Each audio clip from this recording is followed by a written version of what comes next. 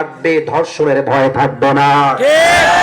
একজন যুবকের বয়স হয়ে যাবে 18 বছর, ওই যুবকের বিয়ের কোনো চিন্তা থাকবে না। আমাকে মানো তো, মানতে হবে আমাকে। আচ্ছা একটা কথা বলি, বাংলাদেশে চাঁদাবাজি আছে না নাই? আছে না, তোমরা এমনি আসতে কইলে আমি ওয়াজ করতে পারবো না। আছে না নাই? আছে আচ্ছা কোরআন, আমি যদি বাংলাদেশে চাঁদাবাজি বন্ধ করতে চাই, তোমার কাছে কি কোনো সলিউশন হবে? কোরআন কি নো বলবে নাকি ইয়েস বলবে?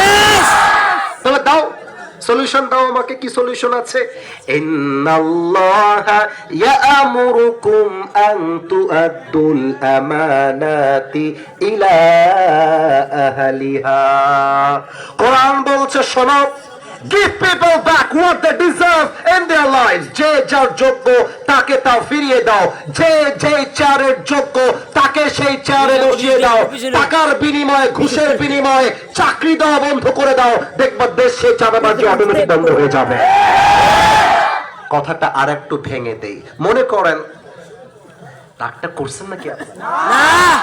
এই যে আমার এই চেয়ারটা, এটা একটা সরকারি চেয়ার, যেখান থেকে আমি ঘুষ, টেন্ডারবাজি, চাঁদাবাজি কন্ট্রোল করতে পারবো। কিন্তু বাংলাদেশের প্রেক্ষাপটে চাকরি পাওয়ার জন্য যোগ্যতার চাইতে এইটা লাগে বেশি। যোগ্যতার চাইতে মামা, চাচা, খালুর হাত লাগে বেশি। এখন এই টাকার বিনিময়ে চাকরি পাচ্ছে কোন ছেলে? যে আজীবন মদ খাইছে, আজীবন হোটেলে মেয়েবাজি করে ঘুরিয়ে বেরিয়েছে। এখন এই লোক যদি টাকা দিয়ে ক্ষমতার চেয়ার পেয়ে যায়, চাঁদাবাজি কমবে না, চাঁদাবাজি আরো দ্বিগুণ বেড়ে যাবে। কোরআন বলছে সৎ লোককে, যোগ্য লোককে ক্ষমতার চেয়ারে বসায় দাও, ওই একাই পুরো বাংলাদেশে চাঁদাবাজদেরকে ঘুম হারাম করে রেখে দেবে। এক নাম্বার কথা।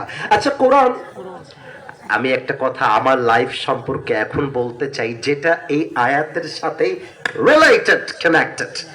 আমি অধমকে আল্লাহ তাআলা তার নবীজির রওজার সামনে গিয়ে সালাম পেশ করার সুযোগ দিয়েছেন, আলহামদুলিল্লাহ।